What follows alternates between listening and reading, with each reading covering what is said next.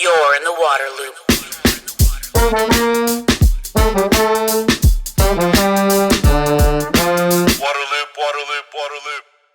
WaterLoop is a nonprofit media outlet made possible in part by a grant from Springpoint Partners. Visit waterloop.org for all of our content. This is episode number 139. Local is the leading location. Tremendous attention is paid to decisions, dollars, and officials at the federal and state levels, but local government is arguably the key cog in water management. Local leaders and staff are the ones ultimately spending funds, setting policy, and implementing activities that directly impact water resources and people's daily lives. That's why it is vital to listen to and assist those at the local level, as explained in this episode with Cynthia Koehler, Executive Director of the WaterNow Alliance. She talks about top challenges and current trends for local government in the areas of finance, equity and affordability, and adoption of innovation, as well as how water utilities are becoming anchor institutions in the community. You're in the water loop. Welcome to Waterloop. This is Travis, joined for this episode by someone I have needed to talk to for a very long time, and we are finally here. Cynthia Koehler, who is Executive Director of the WaterNow Alliance. Cynthia, thanks for coming on the podcast. Of course. Thank you for having me. Very exciting. Yeah, so you all at the WaterNow Alliance focus so much on the local level. I think there's a lot of attention when it comes to water on the big players at the federal level, EPA and members of Congress and even governors at the state level and what's the DEQ doing and all that. But you all make the point, and I think rightfully so, that local leaders are really key to water management. Why is that? Absolutely. Thank you, Travis. I am so glad to be here, and I'm so glad you started with that question. And you really put it exactly right. Local leaders are key when it comes to water for a very simple reason. They are responsible for 95% or even more of spending on all water infrastructure nationwide, drinking water, wastewater, stormwater. So certainly federal and state investments are critical or important, but at the end of the day, it really is coming down to what are those local ratepayers paying, right? And those decision makers are the ones putting their hands in the air and voting for those policies and for those rate increases to put that infrastructure in place and to ensure that it's viable over the long term. So in a very real sense, these are the folks who are really at the end of the day saying, where are we going to put our money? And what are those choices going to be? And they are the ones responsible for that water future.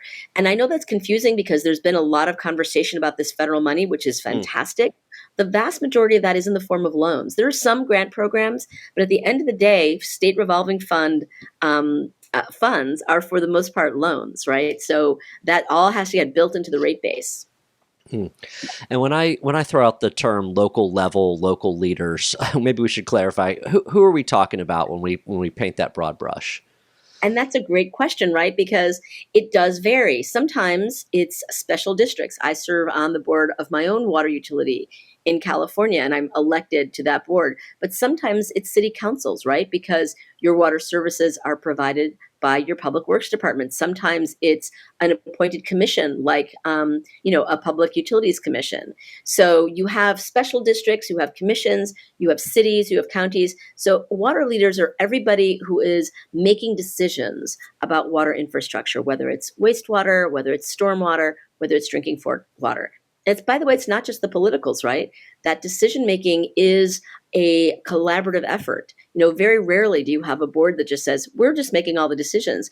Your executive leadership is enormously important. Your general managers, your CFOs, everybody at the top. But also we think water leaders happen, and we'll talk more about this, I'm sure, at all levels within a utility, right? We have an emerging leader award here at WaterNow just to recognize people who are coming up through utilities who are going to be tomorrow's leaders. So it really is that whole utility ecosystem that we're talking about. So I'm really curious, you work with these local leaders so much from all across the country. You've engaged with them and hear from them. What are they looking for help with when it comes to water? What are kind of their biggest challenges? What are their biggest needs? Sure, that's a great question, and they're significant. So let's just start with three major things. Financing, to be sure. We all know that water infrastructure is expensive. It's becoming more expensive, and so financing both for capital projects, but then for that all important and incredibly unsexy ongoing O&M. Those are major challenges that virtually everybody that we engage with, whether it's a large utility, whether it's a small utility, whether it's a suburban public works department, everybody's looking for how do we ensure that we have the funds we need to secure our water future for our residents, our businesses, our institutions, and our organizations. And I would say, second, more and more, we are seeing utility leaders looking for help in addressing equity and affordability issues. I'd say there is widespread consensus across the water utility space that affordability is critical and that we need to address longstanding historic equity issues and ensure that people who are most in need of these water services have them and have them in an affordable way. And it's heartening. I mean, these are challenging issues, but it's heartening to see this shift in the water space. And I think there's really a lot of openness now and a lot of interest in looking for help in addressing these issues. I mean, interestingly, especially since COVID and the upheaval we've seen in the nation over the last couple of years, I'm really seeing a move away from water shutoffs, which is a great thing. On the other hand, there's a significant and not unimportant financial piece to that, right? So if we're moving away from shutoffs for non-payment, means there needs to be a shift in the business plan, right, to address that, even as we're trying to address the equity issues that are involved. Because water is, after all, and I think becoming recognized more so, is a human right. And so you really don't want people to be without those services. In many parts of the country, it's somewhat shocking, given the first world status of the United States. There are still people without secure access to drinking water. There are still people without secure access to wastewater services. And of course, we all know that stormwater with climate change is becoming more and more of a significant issue. So definitely looking for help in addressing those equity and affordability issues in that space. And then finally, I would say, even though there's a much longer list, but I'll just stick to these three, is connecting to innovation. The good news for the water space is that there is an enormous amount of innovation, and not just in water tech. We're seeing a movement, and of course, this is a lot of what we do at WaterNow, towards expanding how we think about water infrastructure, right? But how do you connect with that? How do you, as a leader, build confidence that if I do something different, that I invest in, say, green infrastructure, that's going to solve problems for my community and do so in a way that is, affordable and makes sense for us over time. So connecting to newness, to innovation, and having a level of comfort that that's going to work for your community, I think there's a real opportunity there, and I see a real interest and a hunger in that space to learn about that and to build confidence around moving in those new directions. So I want to follow up on each of those three a little bit and work backwards. Sure. It's very interesting for you to hear you say the innovation piece. Okay. From where I always see, it seems like the broader sector, if you will, the industry really wants to help drive innovation and wants kind of their new products and services and tools to get adopted. Yes. But it's interesting to hear from your perspective that the local level wants that, and it's challenging for them because they've got regulations to meet. They've got to make sure that water is safe for people, and that's first and foremost. So that was interesting to hear that. Yeah, I think there's two things happening there, and it's the tension in the water space, right? Because on the one hand, something that's new, something that may be in the long term less expensive, more affordable, something that increases reliability, but in perhaps not a conventional way. I think there's a huge interest in that. At the same time, there is an innate conservatism, and I want to be clear here, I'm not making a political point. This is small c conservative, because we are dealing with the most fundamental public health issues we can be, right? So on the one hand, there's an interest in being new, being innovative. And on the other hand, there's like, well, we have this responsibility to the public and we can't run too fast. Something I hear in my own meetings all the time: baby steps for baby feet. Mm.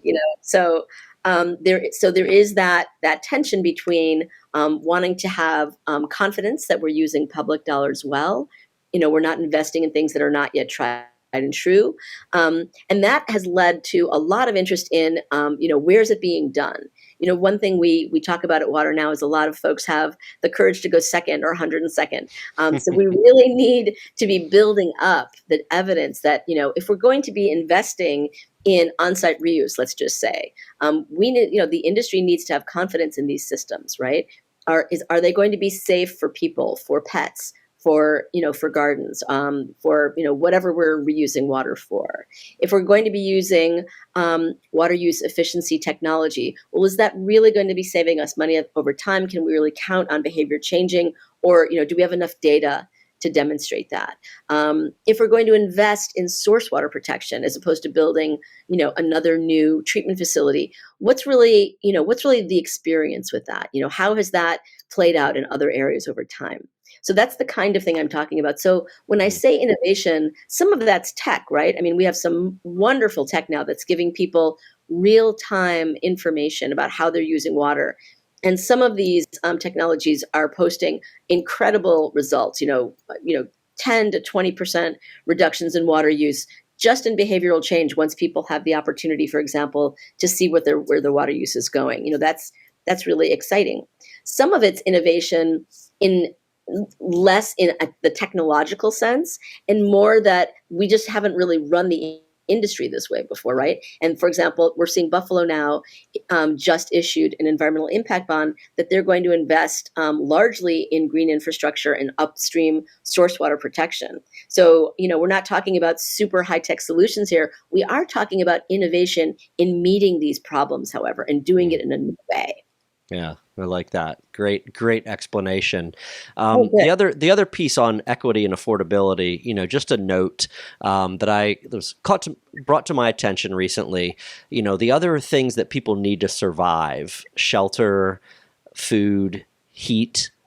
There's subsidies out there, right? There are programs to assist people Right. from I think the federal level on all those, but that's And not the case in water. And like you pointed out, water is necessary for survival. So this is the one kind of odd thing out.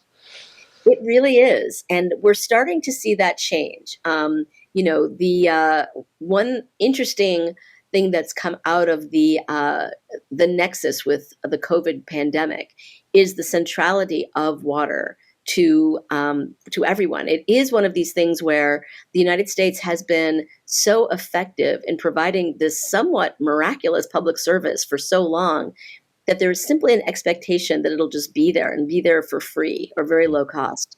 And, so there hasn't been a sense, and frankly, water has been low cost, right? We have underpriced. There have been a lot of studies about water services being underpriced for many years.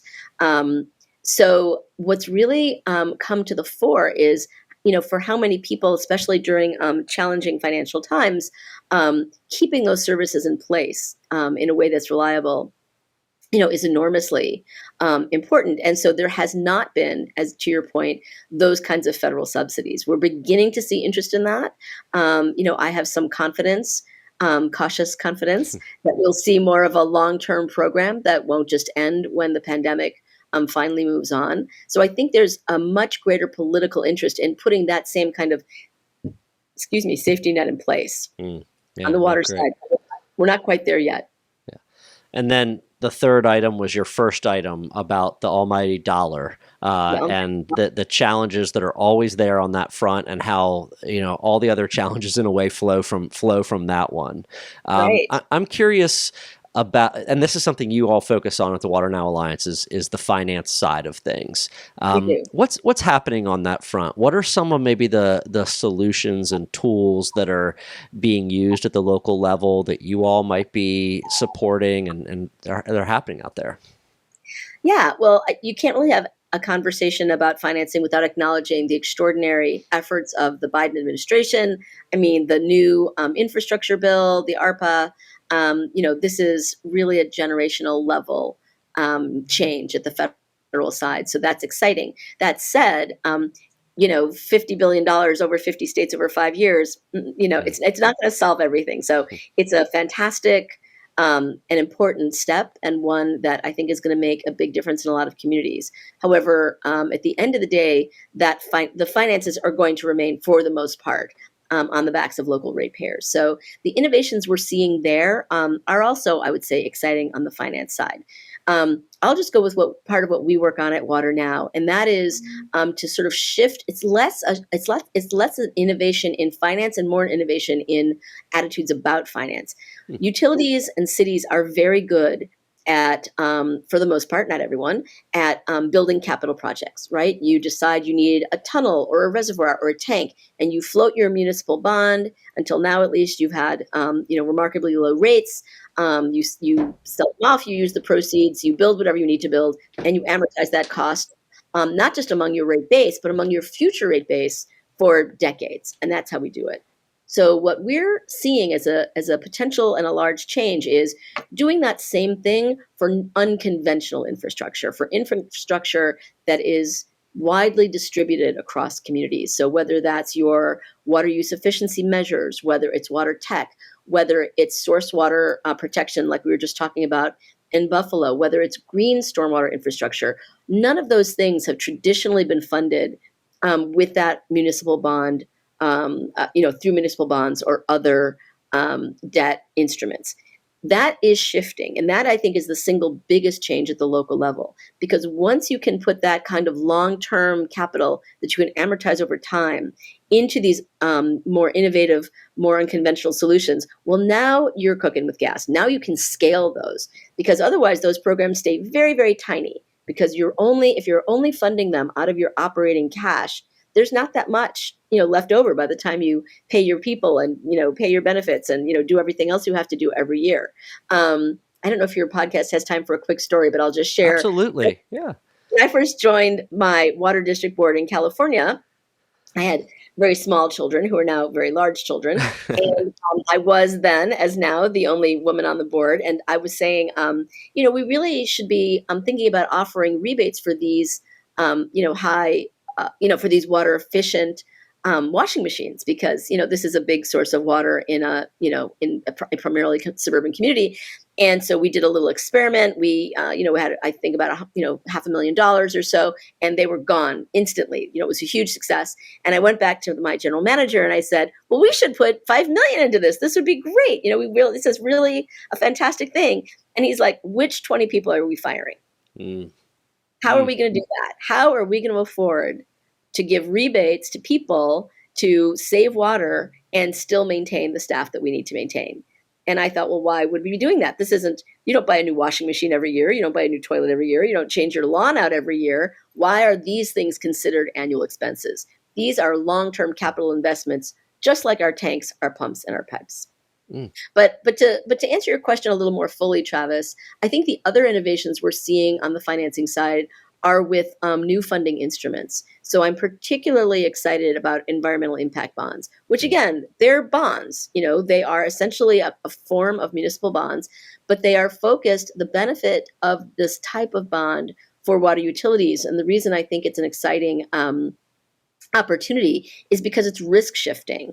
Environmental impact bonds are looking for there to be a socially beneficial impact from the investment that the investors are making. So they want to make money. There's no question about that. They're in it to win it, but they're also looking for there to be a benefit, a social benefit. So the way the risk shifting works is that, and these bonds are all set up a little bit differently, is that they're performance based. So the risk is shifted from the ratepayers, right? The bonds and the improvements that are financed by the bonds, let's just say it's source water protection or it's green infrastructure or it's water use efficiency, whatever it is, they have to meet performance measures, right? And when they do, the investors get an additional benefit. But if they don't, that risk is shifted off of the ratepayers. The ratepayers do not have to pay back the bonds at the same rate. It's more complicated than that, but you only have 20. That's that's a great summary of that there for sure. Yeah, Yeah, those are really cool. What's happening out there? I think DC Water did one of the first ones, maybe exactly, with green exactly. infrastructure, and Yeah, George Hawkins' creative mind there at work, and now they've absolutely. spread around the country to a lot of places. Yeah, I think Good. Buffalo is the most recent, and Okay, Atlanta, a few other places. yeah. Uh, like I mentioned, you all stay very connected to local leaders and the local level. You're always pulling them into your different activities and spotlighting them, like at your Tap into Resilience Summit. You mentioned the Emerging Leaders Spotlight. What are some of the other exciting things or trends that are happening at the local level that you're, picking up from these change makers out there? So Yeah. one of the things that's interesting and exciting is this expansion in thinking about what is infrastructure, right? So for example, excuse me. So for example, a colleague of mine, who's at a big city, who's gotten very into on-site reuse. She loves to say, other people look at a building and see concrete. I see a sponge.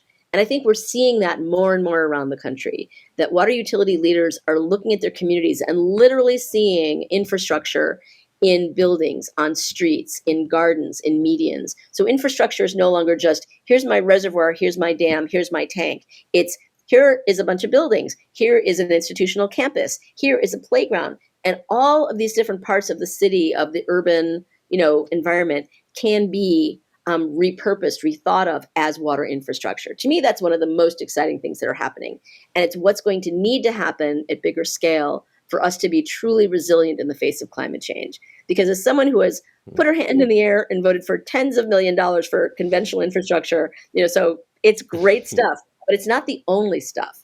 And so the opportunity to be thinking much more expansively about what is infrastructure, what can be serviceable as water infrastructure. And by that, I mean supply, treatment, stormwater management, right?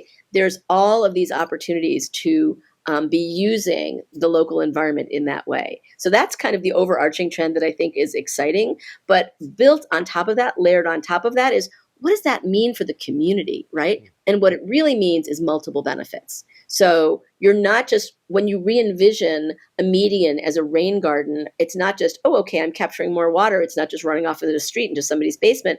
I'm also beautifying this, this part of the city. I'm creating local jobs. I am, eliminating heat islands or whatever it is. I mean, the multiple benefits or the community benefits, there are a lot of ways of talking about this, that come out of this re-envisioning are really exciting. And we're seeing more and more communities, talking about what are the multiple benefits, what are the community benefits, and in particular, workforce development that can come out of, investing at higher levels in these more innovative, in these more decentralized on-site opportunities. Sorry, that was a Yeah. lot. Oh no, that's great stuff. It's really exciting seeing that transformation happen for sure. It seems like every time I turn around monitoring the water news like I do, there's a new town that's putting in some type of green infrastructure. You see this sponge city term a lot more often, and so Exactly. as a water Yeah. kind of wonk, I get so excited every time I see that stuff. um, Yeah. you mentioned about the utility and the community, and I kind of wanted to ask this last question.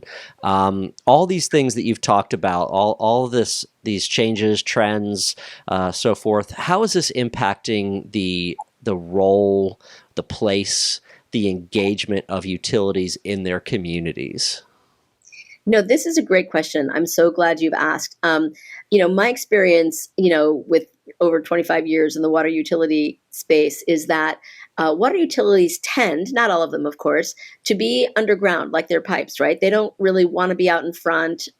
You really only hear from your utility when there's a problem, something's leaking, something's broken, rates have gone up, whatever it is. I see that changing.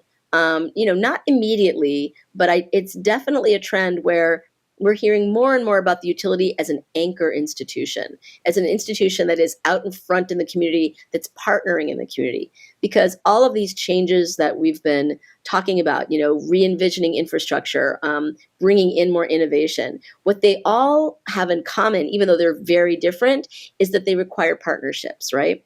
It's one thing to just, decide as a utility, we're going to build a big pipeline, and you go, do an assessment and you issue a contract and you hire a consultant and off you go. But if you're trying to say, like, for example, Milwaukee has, that they're going to put into place, some very large amount of green acres, and they want to capture, several 100 million gallons of, stormwater per storm. Well, now you're partnering with many, many property owners and institutions and businesses across your community. And that requires a utility to be somewhat more outward facing, right?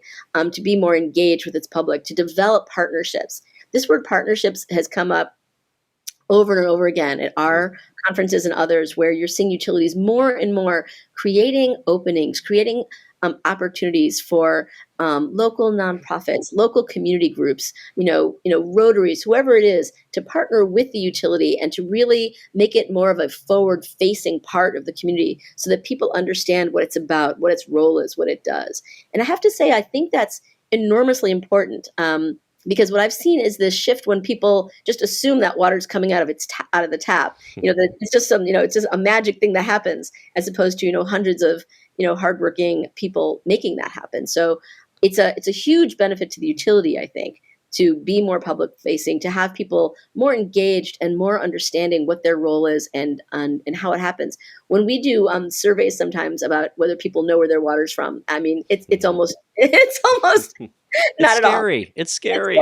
Yeah. So the more that people know, the more they can be engaged and be involved. Yeah, absolutely. Well, Cynthia, like I said in the beginning, I really had, you've been on my list as someone to talk to for a long time. I'm glad it finally happened. I worked in the federal level. I worked at the state level. I haven't worked at the local level, but I do know local is where it's at. So I'm glad we get to talk a lot about that today. Thank you so much. Thank you so much for having me. We love the waterloop. All right. Take care. Waterloop. Thank you for listening to the podcast. To find all episodes, sign up for email updates, and connect on social media, visit waterloop.org. Waterloop, waterloop, waterloop.